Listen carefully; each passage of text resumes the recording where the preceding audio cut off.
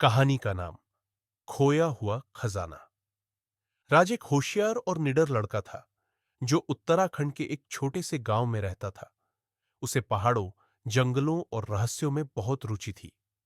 एक दिन गांव के बुजुर्ग दादाजी ने उसे एक पुरानी डायरी दी जो उनके दादा की थी। उस डायरी में एक रहस्यमयी खजाने का जिक्र था। कालेश्वर गुफा के नीचे छिपा हुआ स्वर्ण खजाना।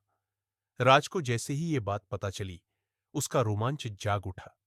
अगले ही दिन वो अपनी सबसे करीबी दोस्त नेहा के साथ इस खजाने की खोज पर निकल पड़ा। जंगल घना और डरावना था। रास्ते में उन्हें जंगली जानवरों की आवाजें सुनाई दी, लेकिन वे डरे नहीं। कई घंटे चलने के बाद उन्हें एक पुरानी टूटी फूटी गुफा दिखी। वही कालेश्वर गुफा। अंदर घुप अंधेरा था। उन्होंने टॉर्च जलाई और अंदर घुसे। गुफा में कई रहस्यमयी संकेत थे। दीवारों पर बनी चित्रलिपियां, जमीन पर अजीब चिन्ह और एक पत्थर की मूर्ति जो खिसकाई जा सकती थी। राज ने ध्यान से एक पहेली पढ़ी। चार दिशाएं एक करे तभी द्वार खुलेगा।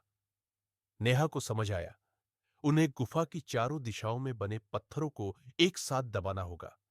उन्होंने वैसा ही किया और अचानक जमीन कांपने लगी। एक छुपा हुआ दरवाजा खुला और अंदर एक छोटी सी सुरंग थी। सुरंग के अंदर सोने की मूर्तियां, चांदी के सिक्के और रत्नों से भरी एक संदूक थी। राज और नेहा की आंखें चमक उठीं, पर तभी पीछे से एक भयानक आवाज आई।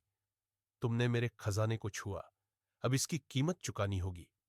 दोनों पीछे मुड़े तो देखा, एक छायामान आकृति हवा में तैर रही थी, शायद खजाने का रक्षक। लेकिन राज ने साहस नहीं छोड़ा। उसने अपनी जेब से डायरी निकाली और उसमें लिखा मंत्र जोर से पढ़ा। आकृति धीरे धीरे गायब होने लगी और फिर एक आवाज आई, सच्चे दिल और बहादुरी से आए हो तो खजाना तुम्हारा है।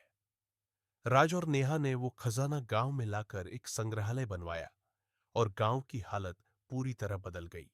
आज भी लोग उनकी बहादुरी की कहानी बच्चों को सुनाते हैं।